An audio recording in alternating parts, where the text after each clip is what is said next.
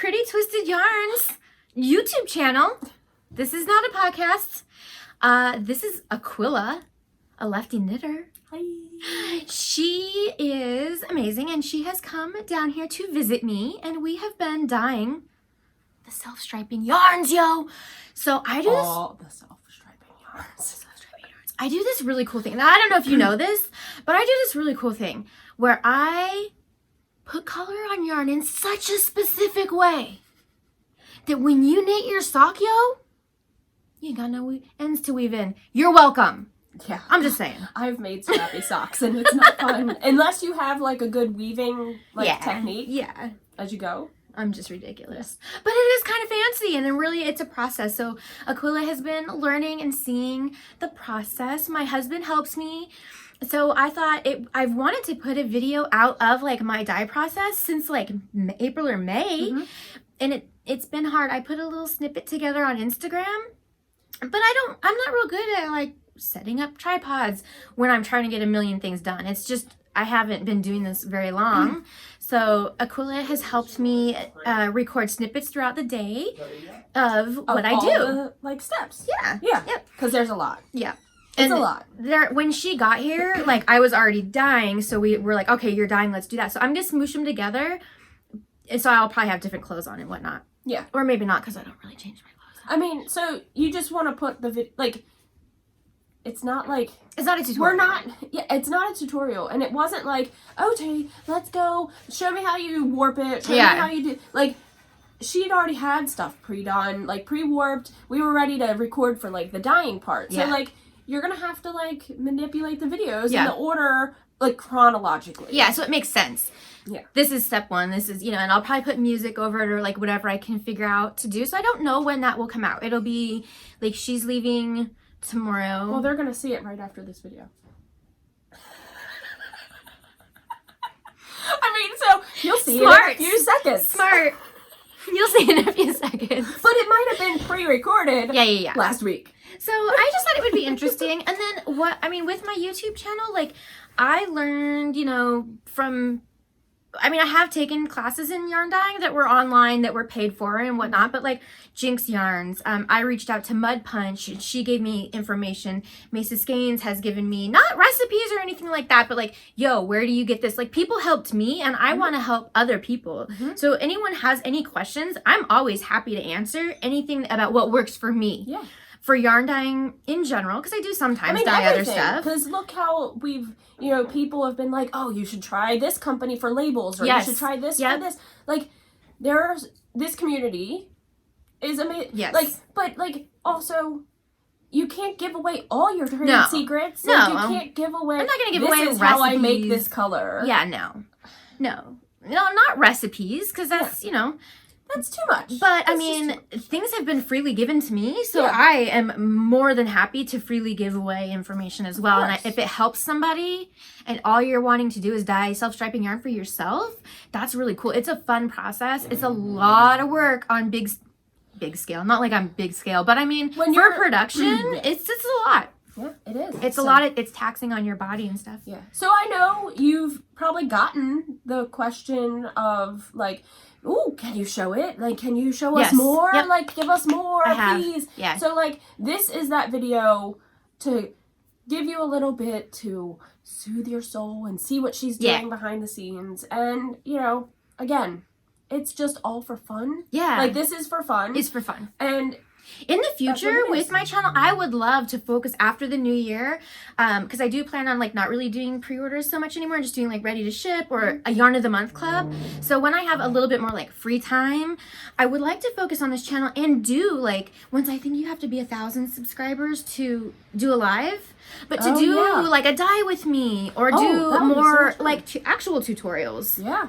Even just the dye with me's and you standing there and like, this is my inspiration photo, and this is what I'm going to attempt, this is my process. Maybe not like for a colorway I already have, but like, hey, let's try this. And and it doesn't have to be, it can be like a 5-minute live. Yeah. It doesn't even have to be like, Chemnitz does like... oh, she does real long, hour her whole thing. Sunday. I follow her a lot. If you have specific dye questions, how to dye yarn, Chemnitz. Yes, Chemnitz, because she like breaks down the maths and That's does how I all learned. the things and like seriously, if you are interested at all, that's where you should like be. Repeatable colorways. I had to teach myself all the math, and it's not like intense, No. but it's a lot. It is a little bit. But you have to kind of know a little bit And of she's knowledge really in math. clear and like really like breaks it down. Yeah. So all right. So after this, it's gonna be all the things. So stay tuned for that. All and then right. you're gonna wrap up the video at some point. yeah, it'll probably just be me. Yeah. So it's nice seeing you all. All right. Thanks. Subscribe, like, share. Okay, bye. All right. All right. So we are at the start of the process. Yes. So what is this contraption? This is a warping mill. It's similar and does the same thing as a warping board. It would also serve the same purpose with like 2 chairs or 2 people. So the first thing you need to do with self-striping is make a really long skein. I think a normal skein is what, like 2 yards in circumference or something. And you need to make anywhere from like minimum a 12-yard skein up to like 36. I mean, it just depends on what color you're doing. So I do get my yarn on cones because it just makes the process easier. And I personally don't connect my cones. Like when it's almost done, I don't put a knot in my yarn. But my process is pretty simple. I know for each colorway how many yards I need and how many times I need to wrap it to make a 100-gram skein. So I just start up here on this peg, and I've modified this a little bit. Now, who makes this? This is how do you pronounce shaft? Shaft. Yes. Okay. It is. It's a shaft. Technically, this is only supposed to hold up to a 20-yard warp, but I've gotten much longer on it. And I put a dowel right here so that I can get a even number, because the way it comes, the pegs are on the opposite sides. So I just put a dowel on mine. Because this is normally made for like weavers. Yes. Okay. It's used to warp for weaving. Okay. Yeah. But self-stripers have adapted Yes. to use it for this. Yes. All right. And I don't know if other self-stripers do this. This is just like what I figured worked for me, Yeah. because it gave me the length that I wanted. Yeah. Well, you have a certain length that you want for your skeins. Yes. So, yeah. And every colorway is like a different length. Yeah. All right. So I guess go ahead and do it, and then we'll do some fast-forwardy video. So just do it and don't talk. Yeah. Well, you can talk now. You can talk now. So I just, I'll just do a 16-yard warp. So now you're going backwards And this is, and making one big loop, Circle. essentially, Yep, right? yep. Okay. and this is really fast. Like I've done it so many times now that spinning it like that, I just know where to put it. Yeah. But really, if you're just starting out, you probably should go slow. And some people you told me, because you were telling me about it, that some people like mark their things for how like many warps they need to have or whatever. They'll put like a little, wraps, with a pencil or something, like here, and then you know where your yarn goes. Yeah.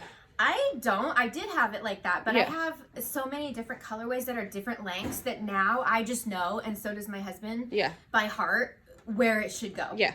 All right. Well, let's let you warp, and we'll put it into warp speed. Warp speed. Sorry.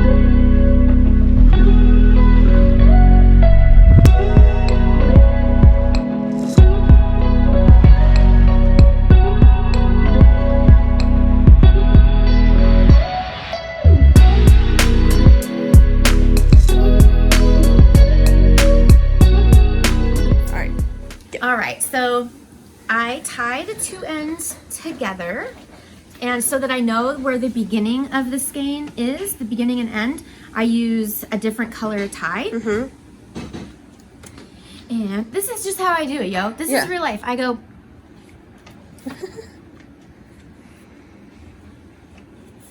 This part gets cut off, okay? So don't clone me. You don't have my saliva. I promise there's no spit on your yarn. Plus it gets washed.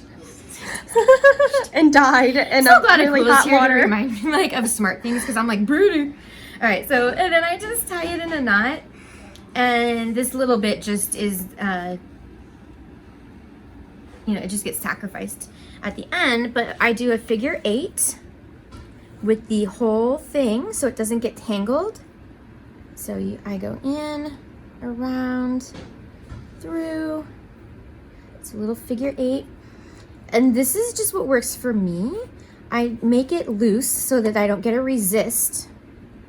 And I tie it together with the two ends. That way, when I'm all done dyeing it, I can easily find the ends to undo it and be able to reskein it. And then I cut these little guys off so they're not flopping all over the place. Kitty's cleaning herself. Oh, well. Excuse me. Have your bath, meow meow. And then you do need to put figure 8 ties on this because I don't know if you've ever walked around with a 16-yard skein, but it could get real tangled real fast. Well, 16 times 3, 3, that's a lot of feet. Yeah. So It's a lot of feet. Yeah. When I first started doing this, I had yarn strung through my whole house. Oh, God. And then I went to like a warping mill or a warping board, and now I have a mill. I have 2 mills. Because once this is all done, you got to put it back on to reskein it. So what I do on this board is I just take some acrylic ties, and I just tie a figure 8 tie on each one of these. That's enough for me that it doesn't get tangled, but it's not so many ties that it gets like resist spots. Okay. And again, you want them to be like not so loose that it can get tangled, but not tight because you don't want to resist there either. Yeah. Unless you do, and that's the effect you're going for, but so. All right, so we'll let you tie these on, and then you'll take it off. All right. All right. So then I use an acrylic tie to mark where the color changes. So just to delineate each section. Okay.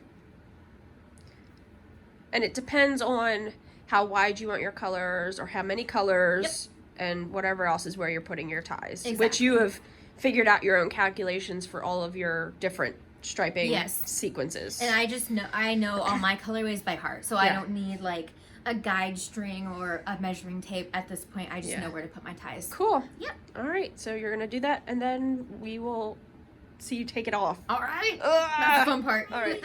So what I do to remove this from my mill is I do like a braid. It's kind of like a crochet chain. Yeah. Of sorts. So I take it off, and I don't do mine very tight, but I sort of use my body, my knee to like steady the warping mill.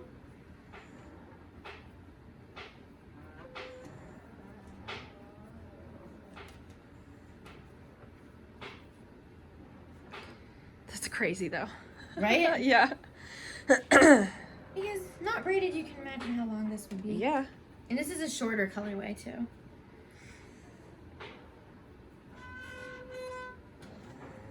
People are probably having like, oh my God, it's gonna be tangled. Like that's what I would do. Yeah. That's what I would say, because it's kind of scary. It's very scary. I do like a special kind of little thing that I have learned works for me here, so that when I have to do it in a way that when I go to dye it, it nicely unravels from the braid and doesn't cut all up in itself. So however you can figure out like that works for you. This isn't something I learned. This is just what works for me. I use different colored plastic shower hooks. So then I know it's this colorway and this base for this order. That's how I tell what is what. And then I'll soak it like this. Ta-da! After it's soaked, then I dye it. Looks like Rapunzel's hair. Okay, Teresa, so what are you doing here? What are these thingies? What I'm doing right now, I have different jars for different stripes on different colorways. This is Dark Side of the Loom. So right here I have the black separated into 2 jars and the red and the orange. I'm heating up water for the rest of the stripes. Now you have the 2 black jars because you've showed me the warping mill, Yes. and to be able to fit your yarn into the jar Right. and have it saturate the way you want it to look. Right. So basically for this colorway, like the black is very saturated and there's no white or variation in it, but half of the skein, so 50 grams, Is black. right, but it's too crowded in one jar, and I get too much variation, so I split it into 2. I make sure it's the exact color in my calculations and how I dye. I prep the jars so that each stripe, you don't see that it's a different color, but it's a different, it's split. Yeah. And with the overcrowding, I've learned this because John dyes. Right. Aquilla, by the way, you guys should know this. I've noticed you'll get resist, which will leave white on your yarn, and that's not what you're going for with this color, because it's supposed to be dark and black and saturated. Like the album cover that the inspiration is from. Now some of my colorways, like After the Rain, the Clark collaboration, is done the same way, but it's intentionally more crowded because I want more of like a tonal effect for that colorway. Can I show them all your jars you prepped last night? Yep. All right. Oh boy. And I mean, we're not going to show your recipes but like above. it's a little bit, I've told Aquilla before, it's a little bit like cooking Thanksgiving every day, because I've got 5 recipes up here, and 9 skeins prepped for different bases and different colorways. Yeah. It's a process, man. I'm going to say that a lot today. It's a process. It is. All right, so there you go.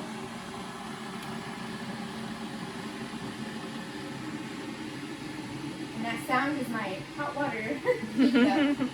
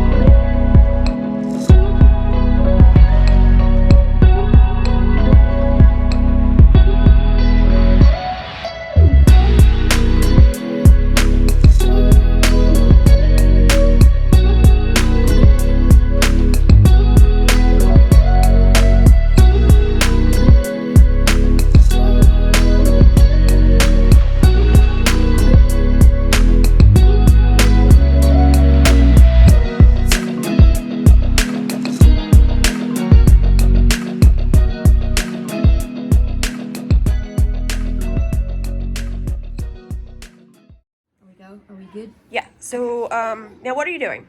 So now I'm taking the dyed really Long skein. loop. Yep, the long loop.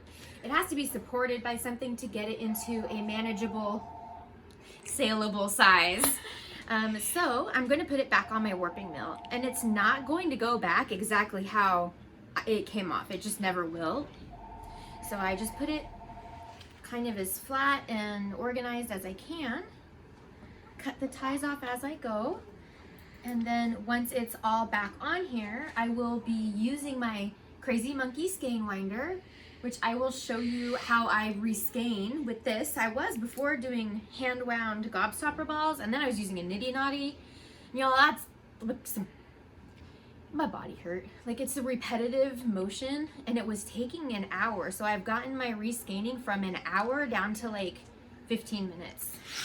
And then there's the rest of that loop she was just talking about. Woo! I know, right? Don't hit me with No. the mill, please. Oh, Real life cats. they're nice cats. They just don't like each other. Yeah. Yeah, you're getting that nice and flat again. Yeah. Get it real flat.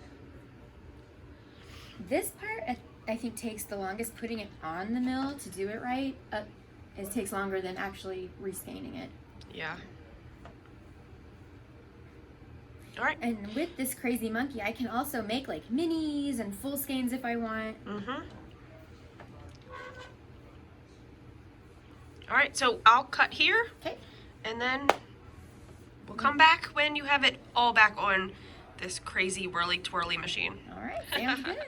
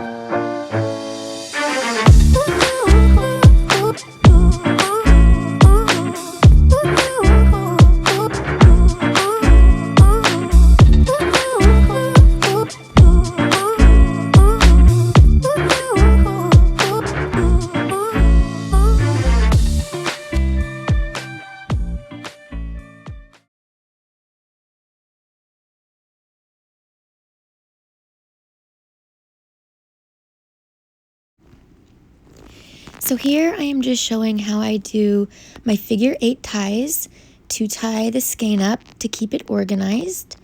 I'm taking it off of the Crazy Monkey, and then this is how I twist my skeins up. I give it a good thwack. I personally twist my skeins a specific number of times so there's consistency throughout each skein.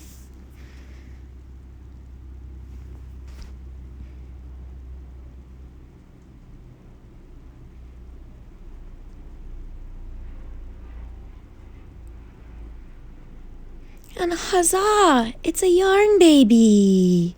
So cute.